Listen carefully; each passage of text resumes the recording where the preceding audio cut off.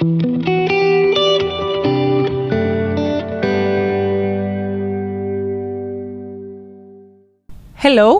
my name is Elda Stoupa and I am a researcher at the PolyCIVIS project. Welcome to the PolyCIVIS podcast series of CIVIS. In this series, experts from diverse disciplines come together to delve into the complexities of the polycrisis and its implications for research, policy and education. In this episode, we will be talking with Constantinos Cartalis, Professor of Environmental and Climate Physics at the National Kapodistrian University of Athens and climate expert in international organizations. The theme of today's discussion is climate change as a polycrisis, challenges and mitigation action.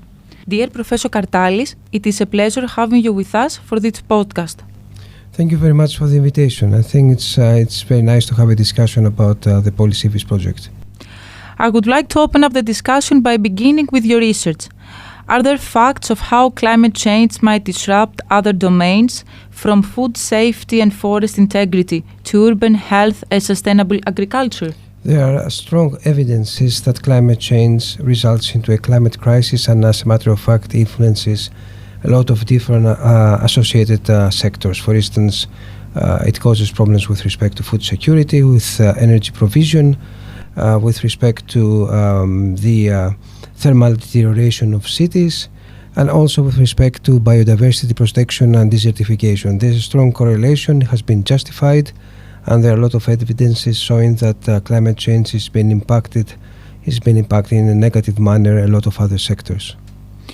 Based on real-world cases, which of the domains do you believe are the most underestimated in the context of climate change as polycrisis? What are the consequences of this blind spot on a global level? I think there's a lot of need to further exemplify and specify what is going to be the impact of climate crisis on the agricultural production and food security. And this is because many studies have demonstrated there's a strong link, but there are no quantified results, in the sense that we can understand which parts of the planet will be less productive as far as food is concerned, agriculture is concerned. This is one of the fields where more work has to be done. In addition to this, there's a lot of effort that has to be invested with respect to the urban areas. Urban areas are very much influenced by climate change, and at the same time they reflect a lot of attention with respect to energy, to urban planning, to transport, and they are associated both with adaptation and mitigation of carbon dioxide emissions. Thank you very much for this, for your insightful contribution. Now, focusing on your role in decision making. What does it take to shift the mindedness of governments and societies to actually treat climate change as a web of interconnected risks rather than as a distant or isolated crisis? It's very critical to consider climate change not simply as an environmental problem, but at the same time a problem that reflects the technology, finance, society and industry. And that practically will give you a better understanding how to be resolved and how to understand the risks that are associated with climate change. The majority of the governments believe that climate change is just to reduce carbon dioxide emissions. It's much more than that. It's to practically transform their economy in a different shape and a different route with respect to green transition and the use of renewable energies, and at the same time securing productivity, agricultural production, the cities, the people and the landscape. And in addition to this, there's a strong priority to to decide together with the people. The vast number of decisions are being taken from the top to the bottom, top down, instead of bottom up. And this practically leaves the society away from decision making, and their opinion, the opinion of the local society, is not always taken into consideration. So this reflects a new priority for a new governance model, which will practically give more space to decision making at different levels and also integrate the society in policy making. Go now deeper to your experience in the policy making.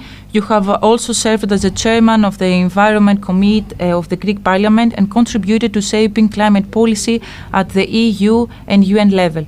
Looking back, what was the hardest truth to communicate to policymakers, and what did you learn about turning scientific urgency into political action? Okay, this is a very good question. The hardest challenge was to convince that time is not on our side, that climate change moves faster than the measures taken to reduce, let's say, to adapt to climate change.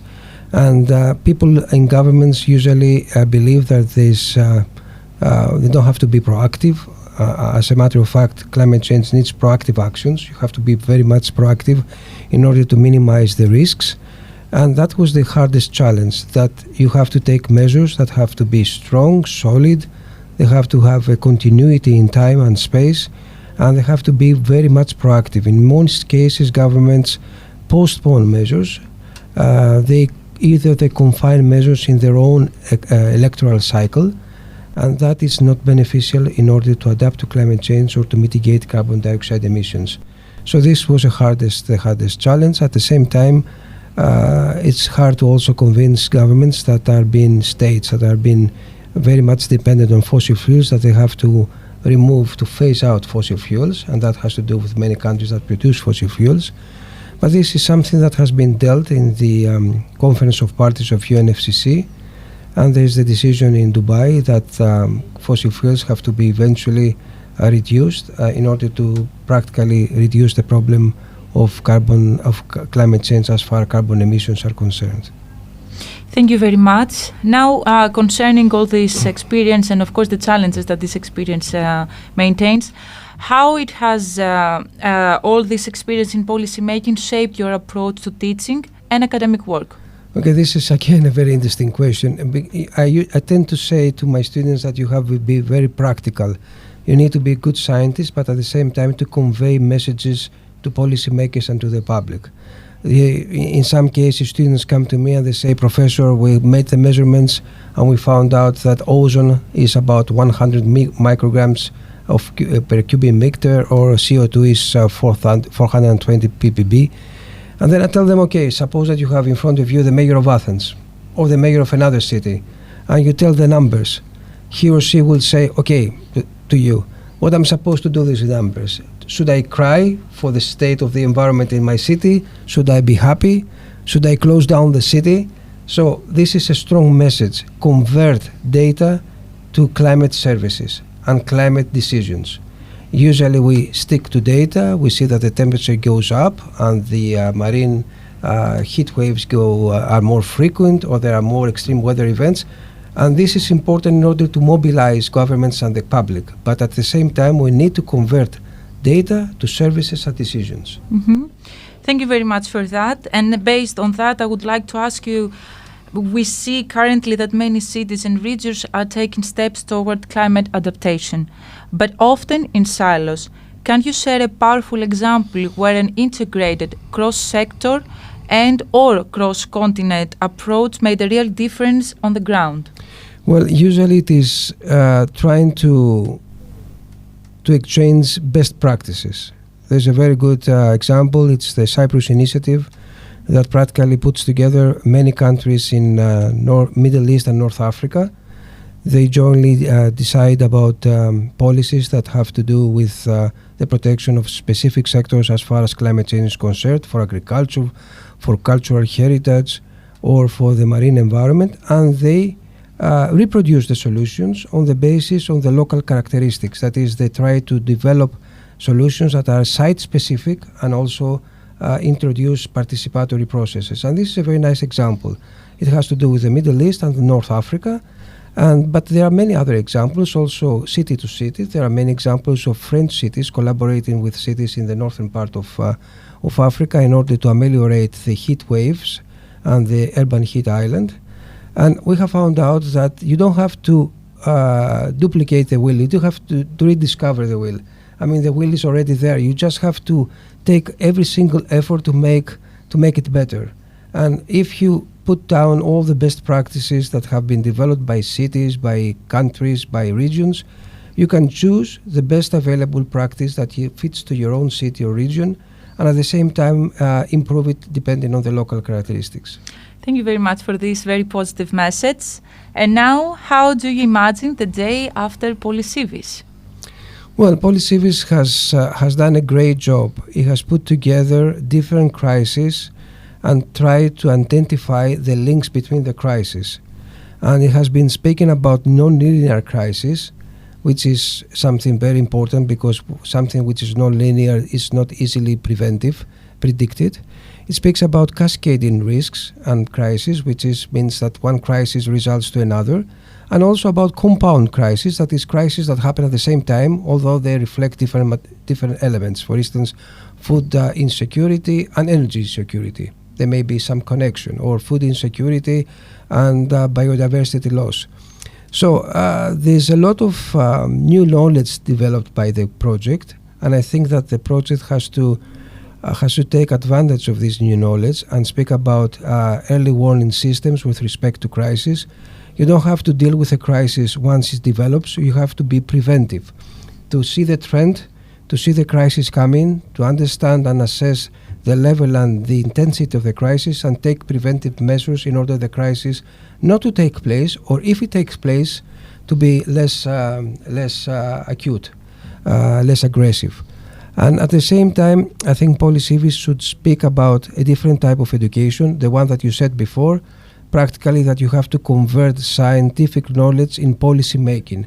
And that has to be included in the curriculum of the students in order to understand that they have to be good scientists, but at the same time they need to be able to produce solutions for the benefit for the environment, the society, the development of their countries, or the quality of life of the citizens in their cities. Thank you very much for all this amazing information, thoughts, and contributions. That brings us to the end of our discussion. A huge thanks to our guest, Professor Cartalis, for his insightful contributions. Your expertise has greatly enriched our discussion and provided our audience with a deeper understanding around climate change as a polycrisis. Thank you very much. We have to keep in our mind that the problem is there, climate change and the many crises, but there are solutions, and we have to invest on the solutions rather than to speak only about the dangers and the risks. Thank you for listening to the PolyCIVIS podcast series. This podcast has been brought to you by the PolyCIVIS Jean Monnet Policy Network on confronting the polycrisis in Europe and Africa through research, policy and education with the support of the CIVIS University Alliance. Please check us out at civis.eu/polycivis and do not forget to subscribe to our newsletter and follow us on social media.